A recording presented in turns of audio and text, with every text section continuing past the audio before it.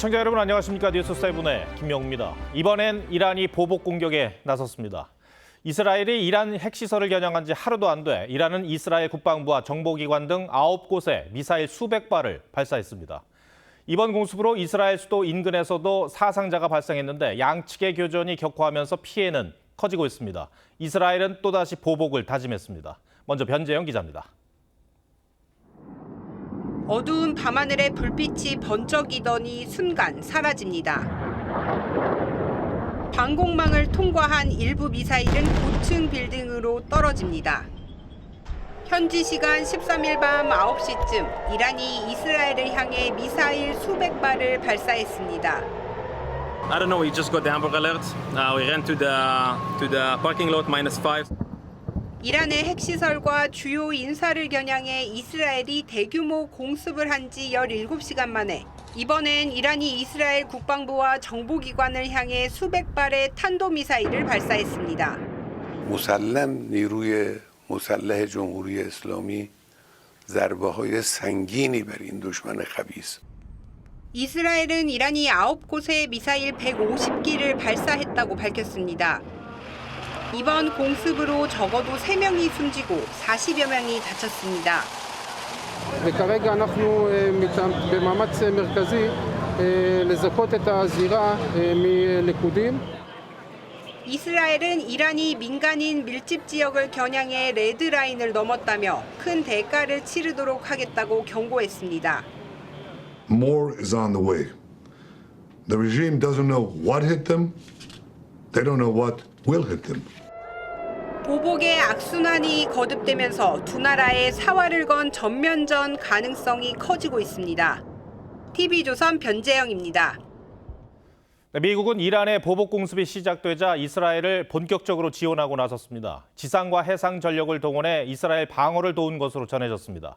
트럼프 대통령은 공개적으로 이스라엘의 공격이 훌륭했다며 6차 핵 협상을 앞둔 이란을 압박했습니다. 그러나 이란은 미국과의 대화는 무의미해졌다며 맹비난했습니다. 이정현 기자입니다. 이스라엘에 대한 이란의 반격이 시작되자 이스라엘 공격에 관여하지 않았다던 미국도 군사 전력을 지원하며 전면에 나섰습니다. 이란발 탄도미사일 요격을 지원했고 미 해군은 주요 구축함의 전방 이동을 지시한 것으로 전해졌습니다. 공군 전투기들도 보안 조치를 강화하고 나섰습니다. President Donald Trump tells CNN that the U.S. supports Israel and called the country's overnight strikes on Iran a, quote, very successful attack. 미국의 안보 동맹인 프랑스를 비롯한 유럽 국가에서도 이스라엘을 지원하겠다는 의사가 이어지자 트럼프 대통령은 이스라엘의 다음 공격은 더 잔혹할 거라며 현지 시간 15일 예정된 미국과 이란과의 6차 핵 협상이 예정대로 진행되길 바란다고도 했습니다. I want to have an agreement with Iran. We're fairly close to an agreement. 이란은 미국과는 대화하지 않겠다며 유엔 안보리 긴급회의에서 강하게 반발했습니다. Support this regime with the United States at the forefront must understand that they are complicit by aiding and enabling these crimes. 이 자리에서 미국은 이란이 만약 미국을 공격한다면 막대한 대가를 치르게 될 것이라고 경고했습니다. TV조선 이정현입니다. 네, 이번에 이스라엘이 표적 공습한 곳은 이란 나탄즈의 핵시설입니다. 이곳은 이란 핵개발의 핵심 기지로 고농축 우라늄 생산 능력을 갖춘 것으로 알려졌습니다. 국제원자력기구는 현재까지 방사능 수치에 특별한 변화가 없다고 발표했지만 이곳 상황은 아슬아슬합니다. 이 나탄즈가 어떤 곳인지 송병철 기자가 설명해드리겠습니다. 땅에서 붉은 화염과 검은 연기가 치솟고 곧 주변을 뒤덮습니다. 이곳은 수도 테헤란 남동쪽 220km에 있는 나탄즈입니다. 이란에서 고농축 우라늄의 생산은 포르도와 나탄즈 두 곳에서만 할 수 있습니다. 나탄즈 지하에는 우라늄을 농축하는 원심 분리기 5만 대를 설치할 수 있고 현재는 11,000대에서 순도 5% 수준의 발전용 우라늄을 만들고 있습니다. 지상에선 무기급에 가까운 순도 60% 수준의 고농축 우라늄도 생산 중입니다. پشت سر من تصویر محل اصابت موشک‌های دشمنان هستند به سایت هسته شهید احمدی روشن مجتمع غنیسازی سایت نتنز. 전문가들은 핵무기인 순도 90% 우라늄 생산까지 2주도 걸리지 않을 수 있고 이란 보유량이면 소형 핵무기 3-4개를 만들 수 있다고 평가합니다. 이 때문에 나탄즈는 국제사회 등의 사찰 대상이자 이스라엘의 주요 공격 목표였습니다. 이번 공습으로 지상 농축시설 일부가 불탔지만 지하 핵연료 저장소 등은 직접적인 피해를 입지 않은 것으로 보입니다. The Iranian authorities have confirmed that the Natanz enrichment site has been impacted and that there are no elevated radiation levels. 핵연료 저장소 등 주요 시설은 방사능 확산 우려에 공격하지 않은 것으로 보이지만 주요 공습 가능성은 여전히 남아 있습니다. TV조선 송병철입니다. 이스라엘과 이란이 이틀째 교전을 벌이고 있습니다. 여기에 미국은 이스라엘 편에 서서 이란을 압박하는 형국입니다. 이 중동 지역은 말 그대로 일촉즉발의 상황인데 백승훈 한국외대 중동연구소 전임 연구원 모시고 얘기 나눠보겠습니다. 어서 오십시오. 네, 안녕하십니까. 정말 이 두 나라 사이에 보복의 악순환이 계속되고 있는데 지금 상황이 이게 전면전이라고 볼 수 있습니까? 전면전 초읽기라고 볼 수 있죠. 네, 왜냐하면 아직 전면전이라고 말하기가 힘든 게 물론 수사는 강하게 오가고 있고 이스라엘은 전면전을 지금 준비하고 우리는 하겠다라고 얘기하고 있지만 이란 입장에서는 아직 그 전면전 수준의 대응은 하진 않았습니다. 왜냐하면 작년 4월에도 이란이 그 대규모 이스라엘을 공격을 했었는데 그때 한 300여 개의 그 탄도미사일을 공격을 했거든요. 예. 그 정도의 수준은 아직 하지 않았기 때문에 지금 숨 고르게 하고 기다리고 있죠. 왜냐하면 6월 15일 날 그 원래는 지금은 이제 연기될 것으로 연기가 됐지만 그 미국과 이란의 그 핵 합의 협상이 있었기 때문에 아직 숨고르게 하고 있고 어떻게 할지 지금 보고 있는 상황이라서 지금은 전면전이라고 얘기하기는 좀 그렇지만 지금 그 문턱에 와 있다라고 볼 수 있을 것 같습니다. 먼저 이스라엘의 공습 의도가 궁금합니다. 이스라엘 같은 경우에는 핵시설뿐만 아니라 핵과학자 또 군 수뇌부까지 표적 타격을 해서 사라지게 했거든요. 이거는 이란을 괴멸시키겠다는 의도가 있는 겁니까? 괴멸을 시킬 수는 없죠. 왜냐하면 이란이라는 나라를 괴멸을 시킬 수는 없는데 이들의 군사작전이 뭔지 이미 이스라엘 방위군은 밝혔습니다. 예. 왜냐하면 이란의 핵 능력이 너무 위협이 되고 있고 이게 이스라엘에 큰 위협이 되고 있으니 우리는 이거에 대해서 응징을 할 수밖에 없었다라고 얘기를 했고 응징을 했고 그 응징을 하기 위해서 지금 말씀하신 대로 그 이란 혁명수비제의 수장과 이란군의 그 참모총장을 어떻게 보면 사살을 했죠. 그런데 그렇게 된 것은 핵무기 개발 결정권을 갖고 있는 수뇌부를 없앤 거고 그 핵무기 관련해서 뭐랄까 하는 과학자들을 이제 타겟을 해서 없앤 것이죠. 그리고 또 가장 지금 앵커님께서도 말씀하셨지만 나탄즈라고 하는 시설 어떻게 보면 지금 이란 핵무기에서 가장 위협되는 것은 60% 농축된 농축 우라늄이거든요. 그게 지금 한 400kg 정도 돼 있다고 쌓여 있다고 하는데 그 60% 농축된 그 우라늄이 42kg 정도만 있으면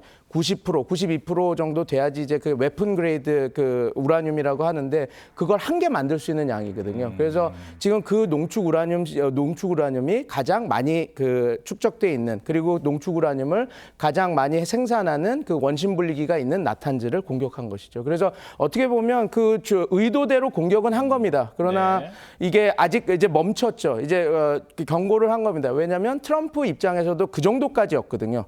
왜냐하면 지금 이란과의 핵 협상을 들어가기 전에 자 봐라. 너 말 안 듣고 계속 이러면 더 강력한 응징이 갈 수 있는데 이쯤에서 그 우라늄 농축 프로그램 포기하고 그 우리랑 핵 협상 마무리하는 거 어때? 라고 하는 시그널도 동시에 보내고 있는 거거든요. 그래서 지금 그렇게 보시면 이 상황이 어떻게 진행되는 것인지 볼 수 있을 겁니다. 그러나 이거는 있습니다. 말씀을 들어보니까 그럼 내심 미국은 이스라엘이 이란을 공격해 주기를 바랐다고 볼 수도 있는 겁니까? 어느 정도 그렇죠. 왜냐하면 근데 그래서 참 좀 미묘한 게 이게 있습니다. 미국이 왜 물론 이제 여기에 다 연결할 수는 없겠지만 2주 전쯤에 오펙에 얘기를 해서 석유를 증산해 달라 그랬거든요. 근데 우리는 다 그때 그냥 저유가를 위해서 저러나 보다 했는데 지금 이렇게 이란이 공격을 당하고 고유가 이렇게가 오고 있는 상황에서 미국이 어느 정도 준비를 하고 있었던 거 아닌가라고 이야기하는 전문가들이 지금 나오고 있습니다. 왜냐하면 지금 이전에 더 알고 이렇게 준비했던 거 아니야?라고 하는 얘기가 있는데, 근데 요거는 있는 것 같습니다. 저도 이제 여러 그 채널을 보고 저도 인터뷰를 하고 있지만 보는 지금 이겁니다. 네. 알고는 있었다, 미국이. 그러나 이 정도까지 군 수뇌부까지 이렇게 해서 하는 수준까지는 몰랐다. 근데 미국이 원했던 거는 아까 말씀드린 것처럼 핵 전략 측면에서 이란과 핵 협상을 하는 측면에서는 이제 이런 채찍이 있는 것이 협상에 더 편하기 때문에 이걸 원하는 측면이 있는 것도 사실이죠. 알겠습니다.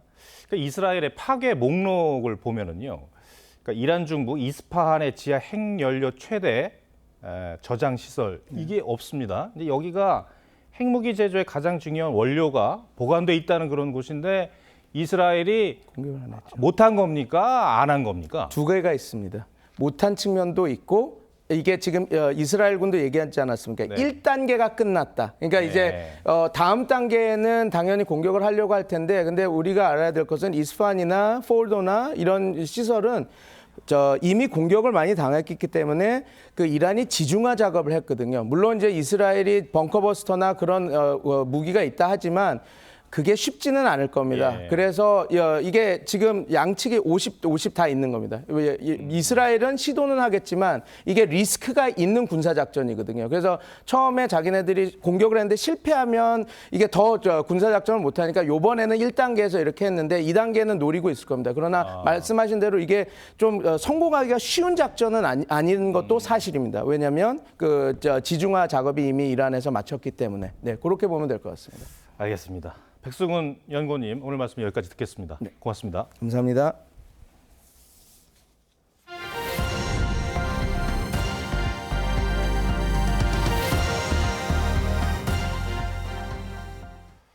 김민석 총리 후보자가 개인 채무와 자녀를 둘러싼 논란에 이어 그동안 국회에 신고해온 재산 내역도 석연치 않다는 의혹이 제기됐습니다.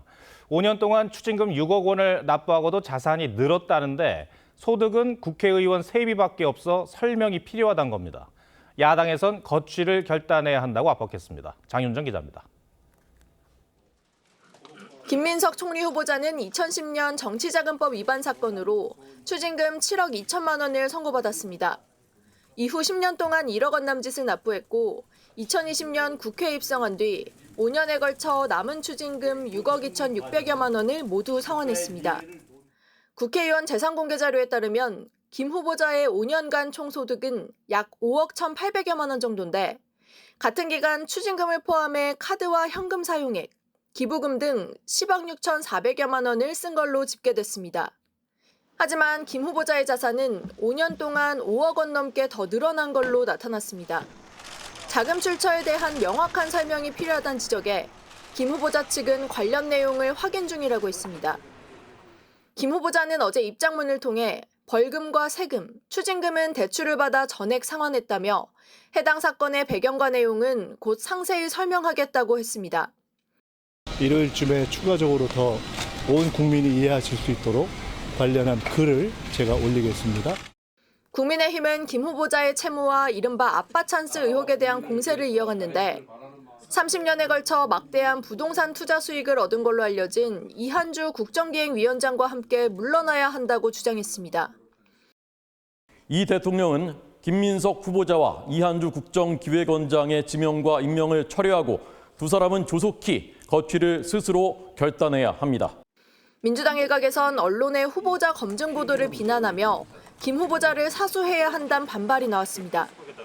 TV조선 장윤정입니다. 네, 새 원내 지도부 진용을 꾸린 민주당은 다음 주부터 추경을 비롯한 각종 정책과 입법에 속도를 낸다는 계획입니다. 국민의힘은 오늘 원내대표 후보 등록을 받았습니다. 여야 원내 지도부 상황은 변정현 기자가 전해드립니다.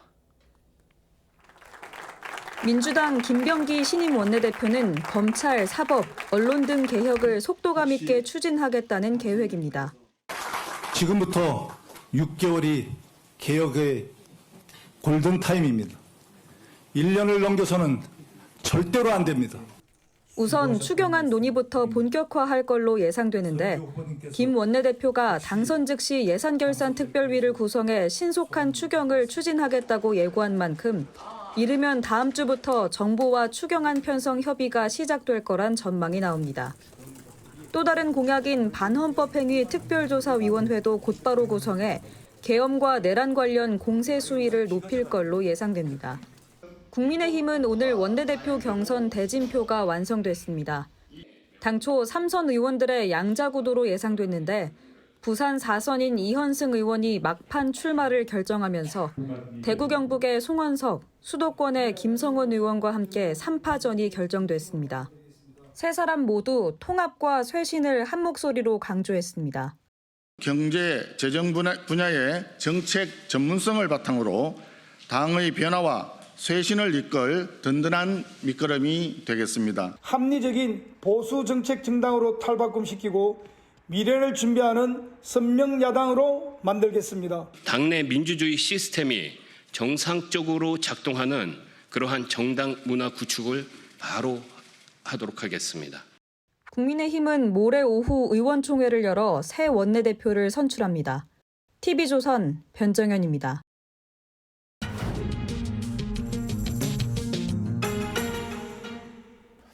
네, 이재명 대통령이 취임한 지 이제 열흘 남짓됐는데 초반 인선을 놓고 구설수가 계속되고 있습니다. 야권의 공세도 있겠지만 범여권 내부도 만만치 않습니다. 검증대선 인사검증 시스템, 오늘 뉴스더에서 한성훈 기자와 짚어보겠습니다.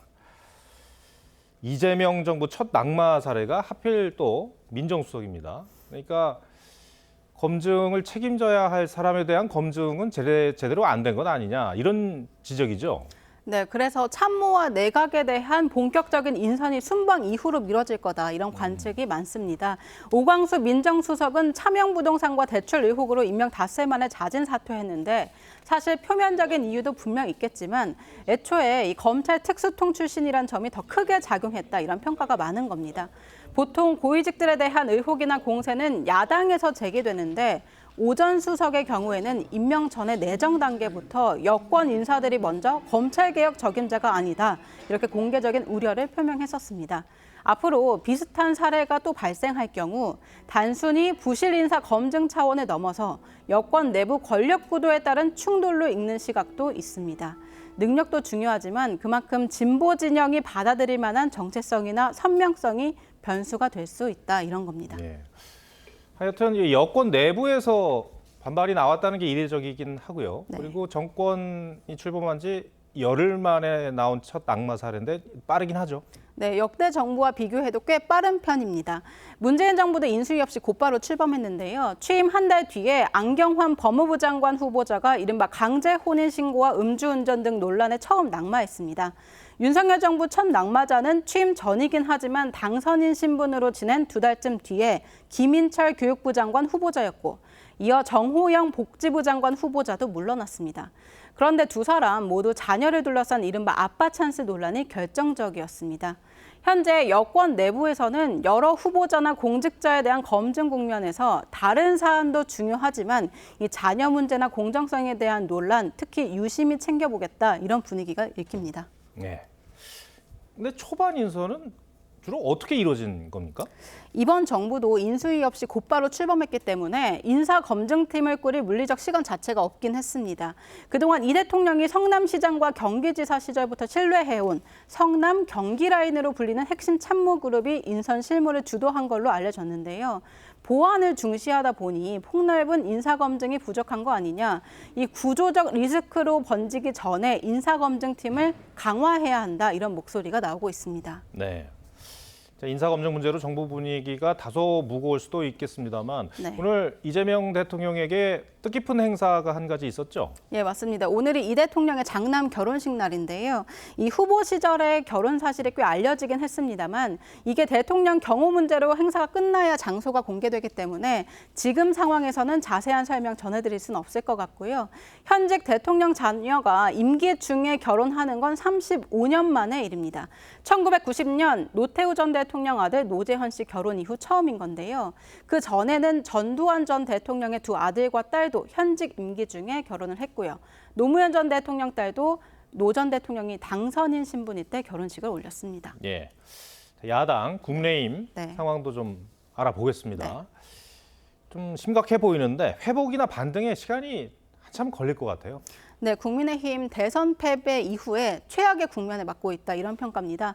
이 정당 지지율이 어제 한국갤럽 여론조사에서 21% 초반까지 하락했는데 민주당 46%, 5년 만에 두 정당 최대 격차입니다. 특히 60대와 70대 이상 보수 핵심층의 지지율이 반토막 나면서 이 보수층 이탈이 시작된 거 아니냐 이런 우려도 있고요. 이런 가운데 대통령의 직무 수행 전망에 대해선 잘할 것이란 기대를 보인 응답이 70% 이상으로 집계됐습니다. 다음 주 월요일에 새 원내 지도부가 출범하고 지도체제 정비가 이루어지면 이 반등 여부를 비롯한 여러 윤곽이 다시 잡힐 걸로 보입니다. 네, 알겠습니다. 한성훈 기자, 잘 들었습니다.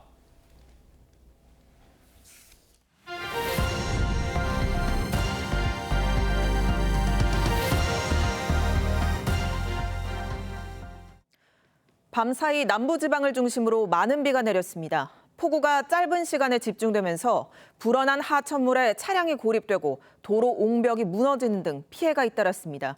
내일 전국에 또 한 차례 비가 내릴 전망인데 예년보다 빠르게 시작된 장마에 대비하셔야겠습니다. 김달호 기자입니다. 흙탕물이 세차게 흐르는 하천에 승용차가 위태롭게 걸려 있습니다. 지붕 위에는 여성 2명이 올라가 구조를 기다리고 있습니다. 구조대원들은 로프와 크레인을 이용해 고립된 모녀를 구조했습니다. 하천으로 빠지면서 충격에 의해 가지고 뒷유리가 깨지는 바람에 모녀가 그 뒷유리로 해가지고 지붕으로 쳐넣은 거죠. 경찰은 승용차가 빗길에 하천으로 떨어진 것으로 보고 정확한 사고 경위를 조사하고 있습니다. 흰색 경차가 형체를 알아볼 수 없을 정도로 찌그러져 있습니다. 새벽 6시 40분쯤 중부 내륙 고속도로 양평 방향 상주나들목 근처에서 차량 5대가 추돌해 1명이 크게 다쳤습니다. 25톤 화물차가 모닝차를 추돌했고요. 모닝 차량이 또 튕기면서 당시는 비가 많이 내렸어요. 콘크리트 구조물이 엿가락처럼 휘어 있습니다. 높이 10m짜리 옹벽은 황토색 속살이 드러났습니다. 밤사이 내린 폭우로 도로 옆 옹벽 약 40m가 무너져 내린 겁니다. 전라북도는 도로 양방향을 통제하고 응급 복구를 진행하고 있습니다. 어제 오후부터 오늘 오전까지 제주의 최대 250mm를 비롯해 남부지방 곳곳에도 150mm 안팎의 비가 내렸습니다. 특히 부산에는 6월 시간당 강수량으로는 역대 최다인 61.2mm의 물폭탄이 쏟아졌습니다. 폭우로 인해 4개 시도에서 52세대, 91명이 일시 대피하기도 했습니다. 네, 새벽 시간대 100mm가 넘는 비가 쏟아지면서 그 주택 및 도로 침수 등의 신고가 다수 접수되었습니다. 이번 비는 밤사이 그쳤다가 내일 오전 제주부터 다시 시작돼 모레까지 최대 100mm 이상 더 내릴 것으로 예보됐습니다. TV조선 김다로입니다. 캠핑이 유행하면서 공영주차장이나 공터에 캠핑카를 장기간 세워놓는 이른바 알박기가 계속해서 문제가 되고 있습니다. 시민 불편해도 강제 견인마저 쉽지 않다고 하는데 해결법은 없는지 하동환 기자가 취재했습니다. 부산의 한 무료 공영주차장. 주차면 곳곳을 캠핑카와 카라반이 차지하고 있습니다. 오래 방치한 듯 앞유리 창마다 먼지가 가득 끼었습니다. 차들 데 없어가지고 저 안에 가면 막 방치해가지고 이런 것도 안 해. 아직은 안 해. 한 캠핑카에는 9달 전에 부착한 경고문이 붙어 있습니다. 차주들은 주차할 곳이 마땅치 않다고 항변합니다. 차 안에도 쓰니까 아파트라든지 이런 데 주차할 수가 없죠. 인천의 공영주차장도 캠핑카와 카라반의 장기주차, 이른바 알박기로 몸살을 앓고 있습니다. 교통약자 주차 공간까지 버젓이 차지했습니다. 차주의 연락처가 없는 경우가 많아 단속 요원들이 할 수 있는 건 경고문을 붙이는 게 전부. 연락이 닿아도 사실상 별다른 방법이 없습니다. 일단 매주는 있어야 될 거예요. 매주요? 이거 사장님 너무 길어요, 그거는. 지난해 7월부터 한 달 이상 캠핑카를 방치할 경우 강제 견인할 수 있게 됐지만 현실은 다릅니다. 너무 큰 캠핑카는 차바퀴가 앞바퀴가 우리가 기능차 1.2톤이 되다 보니 바퀴가 들려버리가 할 수가 없어요. 아파트나 주택가에 주차할 곳이 마땅치 않아 알박기가 사라지지 않자 아예 주차료를 받는 전용 주차장을 만든 곳도 있습니다. 하지만 수요에 비해 턱없이 부족합니다. 일반 공용 주차장 주차는 못하게 만든다든지 해외 사례 같이 폭이나 크기가 크기 때문에 비용을 일반 차보다도 2배, 3배를 받는다든지. 전국적으로 운행 중인 캠핑카는 4만여 대로 해마다 늘고 있습니다. TV조선 하동훈입니다. 정부가 수업에 복귀하지 않은 의대생들의 유급과 재적을 확정한 지 한 달이 지난 가운데 일부 의대생들이 자체 투표에서 수업에 복귀하자는 결론을 냈지만 학생회 측이 이를 사실상 무산시킨 걸로 확인됐습니다. 의료계 일각에서 사태 정상화를 바라는 목소리가 높아지고 있지만 최근 이른바 블랙리스트를 만들어 퍼뜨렸던 사직 전공의가 징역 3년을 선고받은 걸 계기로 의료계 내부 갈등 더 커지는 분위기입니다. 황민지 기자의 단독 보도입니다. 개명대 의대생들이 어젯밤 복귀 찬반 긴급 투표를 한 결과 복귀하자는 의견이 반대보다 3배 가까이 많았습니다. 하지만 약 2시간 후인 밤 11시 30분쯤 투표가 진행된 채팅방이 사라졌습니다. 개명대 의대 학생회 측은 채팅방을 없앤 이유에 대해 해당 톡방은 교내 공식 톡방이 아니고 상호 비방이 도를 넘었다고 했지만 복귀 희망자가 많아진 데 부담을 가졌다는 지적이 나옵니다. 1년 넘게 학교와 병원을 떠난 의대생들과 전공의들 사이 정상화를 바라는 목소리가 잇따릅니다.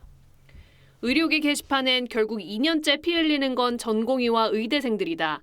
이제는 투쟁을 위한 투쟁이 되어버렸고 의협은 사태 해결 의지가 안 보인다 등의 글이 올라오고 있습니다. 지금 전공의 대표와 학생 대표가 제대로 된 목소리를 담아내지 못하니까. 하지만 의료계는 더 강경한 목소리를 낼 것으로 보입니다.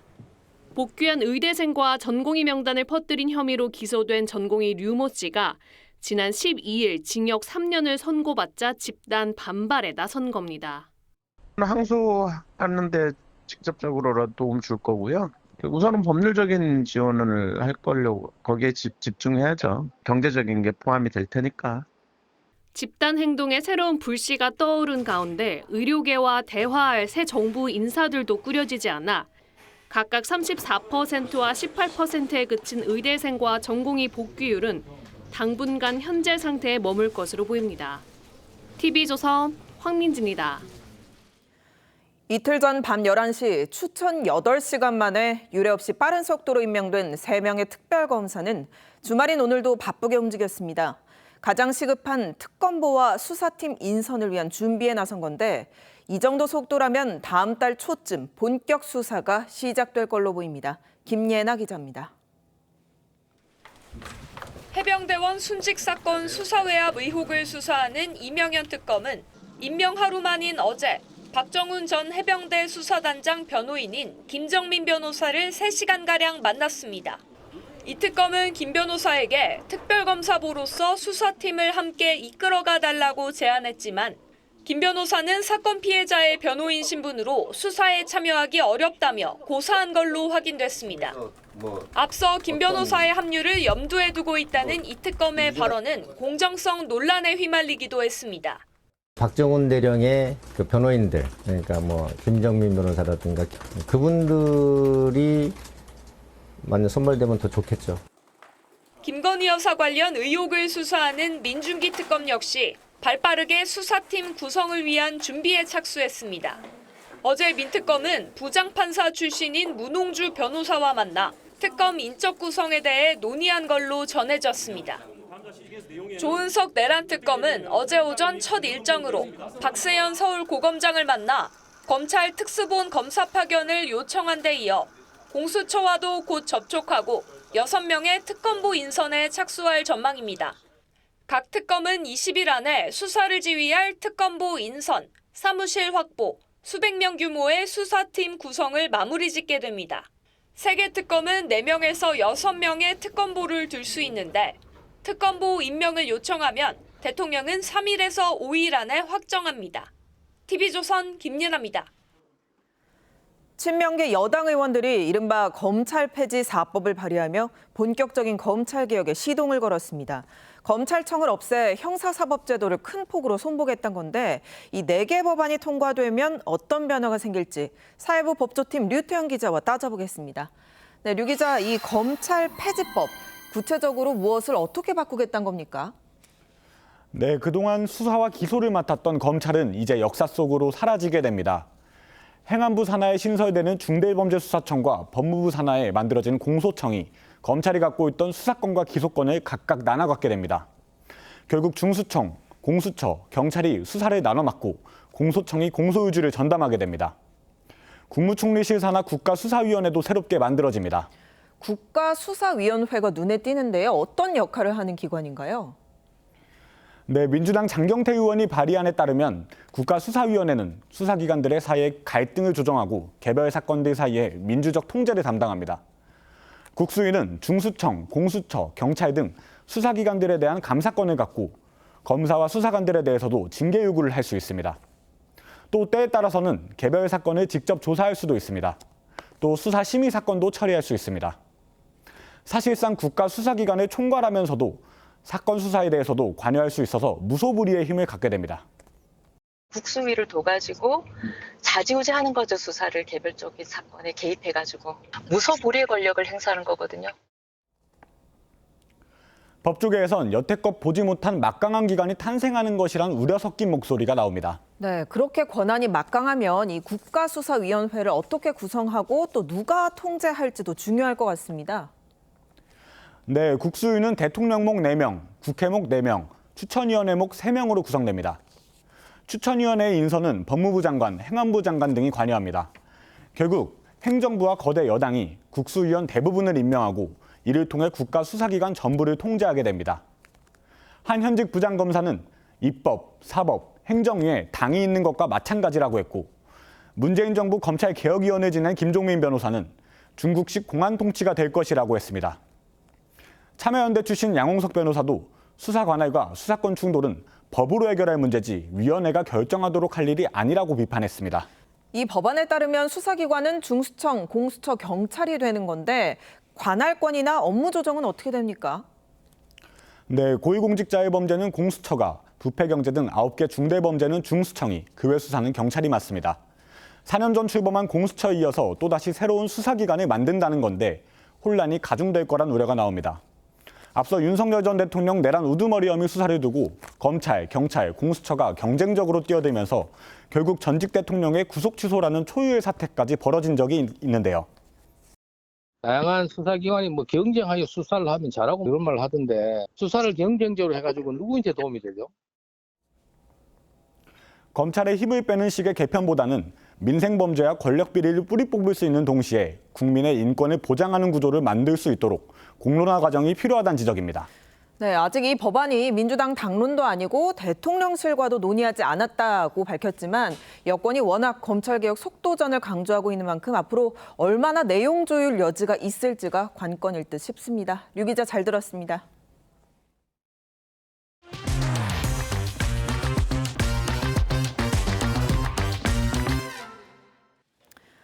네, 글로벌 K-팝 그룹 BTS와 블랙핑크의 완전체 활동이 임박하면서 엔터주가 치솟고 있습니다. 한중 관계 개선으로 한한령이 풀릴 거란 기대감도 고조되는 상황인데요. 엔터주의 진격이 언제까지 계속될지 돈이 보이는 경제에서 최수용 기자가 짚어봤습니다. 지난 10일 전역한 RM과 B에 이어 다음날 군복을 벗은 지민과 정국.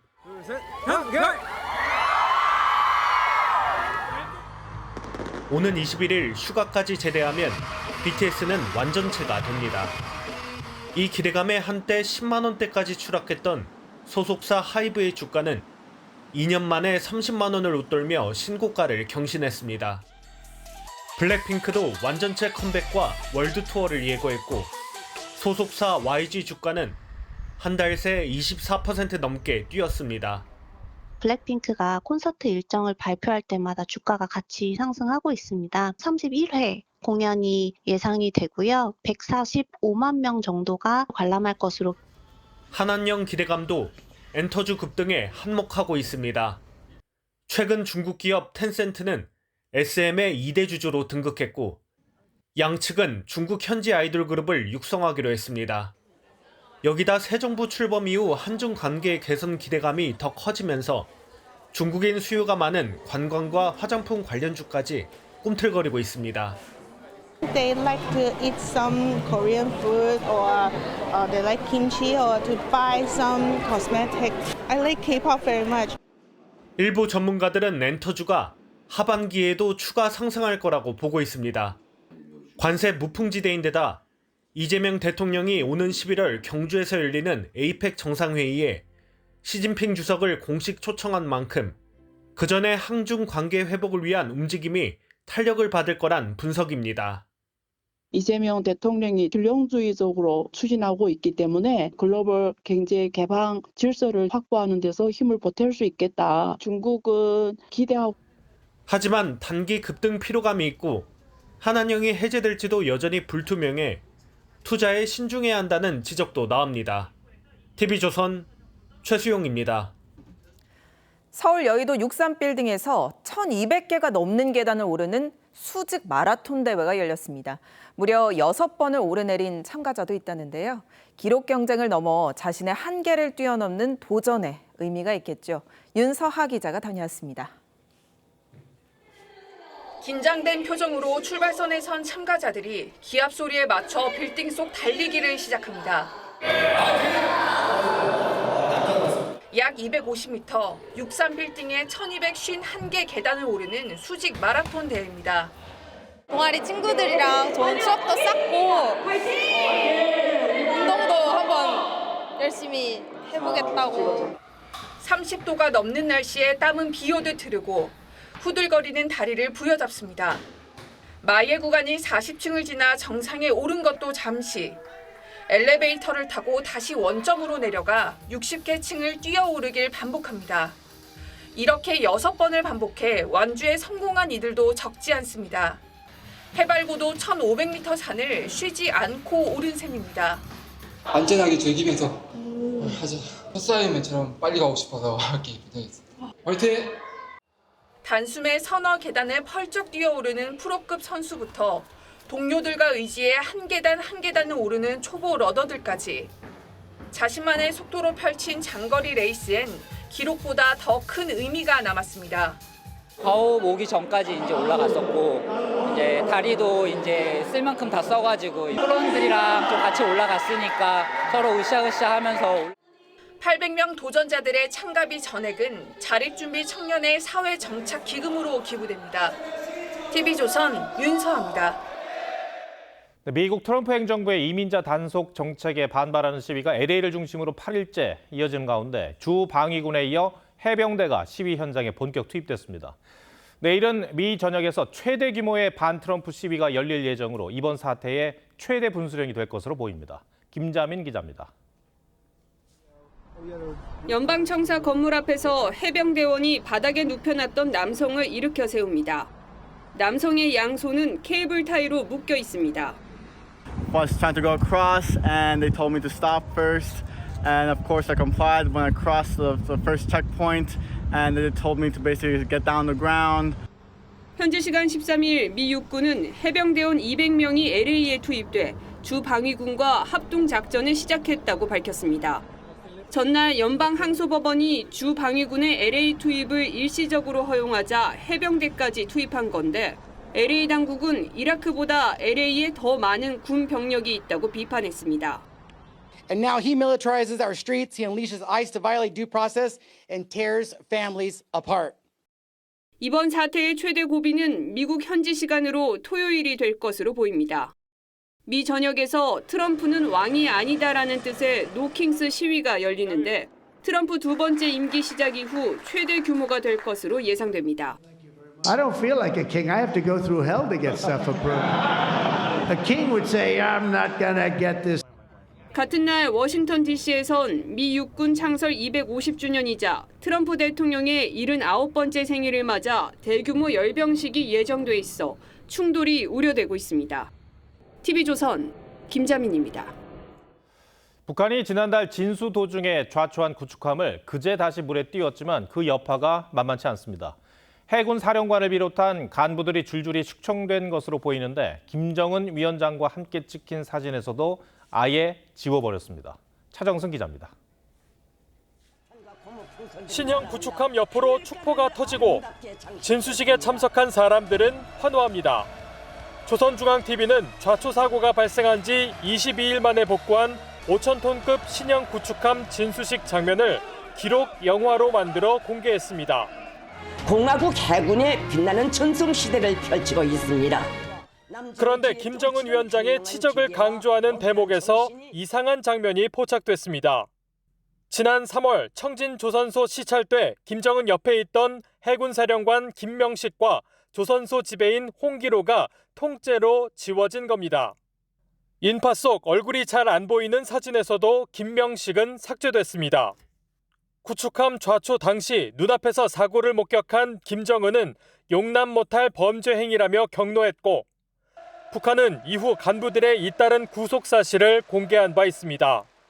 구속 명단에 포함되지 않은 김명식을 삭제한 건 공개 처형과 같은 고강도 처벌을 받았기 때문일 거란 관측이 나옵니다. 북한은 과거 장성택을 숙청한 이후 본인은 물론 부인 김경희와 측근들까지 삭제한 바 있습니다. 수령은 절대로 잘못이나 실수를 하지 않는다라는 건데 다른 사람들한테 책임을 묻고 거기에 따른 처벌까지 하는 것은 수령 체제를 유지하는 데 매우 중요한 것이죠. 김정은은 진수식에 이어 낮은 인근으로 보이는 군수공장을 딸 주애와 함께 시찰했는데 현대전의 요구에 맞는 신형 포탄 생산을 늘리라고 지시했습니다. TV조선 차정승입니다. 안전사고 등을 이유로 어르신 손님들을 거부하는 체육시설들이 논란이 된 바 있죠. 인권위의 차별시정 권고에도 사정이 나아지지 않고 있는데 아예 어르신들이 마음 편하게 운동할 수 있는 시니어 헬스장이 속속 생기고 있습니다. 운동 열정이 젊은이들 못지않다는데요. 황재영 기자가 현장에 다녀왔습니다. 트롯 가수 임영웅의 노래가 흥겹게 울려 퍼지고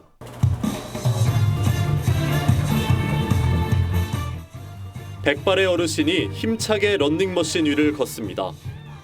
70대 여성은 익숙한 듯 운동기구를 들었다 놨다 합니다. 어르신들만 북적이는 이곳, 60세 이상만 이용할 수 있는 시니어 헬스장입니다. 70, 80 노래들을 많이 틀어주고 그러니까 아주 좋습니다. 이 정도면 뭐 좋지 않습니까? 20분쯤 함께 운동을 해보니 팔이 안 올라가는데요. 이곳에 계신 어르신들은 여전히 거뜬한 모습입니다. AI 기술로 개인별 운동량을 맞춤식으로 설정해주기도 합니다. 몸짱 같은 거 만드는데 이런 데 하다 보니까 좀 우리하고는 좀 안 맞는 것 같아요. 건강 고민을 들어주고 운동을 돕는 트레이너 역할도 동년배들이 합니다. 같은 나이대이기 때문에 그냥 친구처럼 자연스럽게 운동할 수 있습니다. 공공기관이 운영하는 시니어 전용 헬스장은 이제 발을 뗐는데 한 곳당 하루 이용객이 50에서 60명에 달할 만큼 인기가 좋습니다. 이른바 노시니어 존이 늘어나는 가운데 시니어 헬스장이 어르신들의 운동할 권리를 지켜주고 있습니다. TV조선 황재영입니다.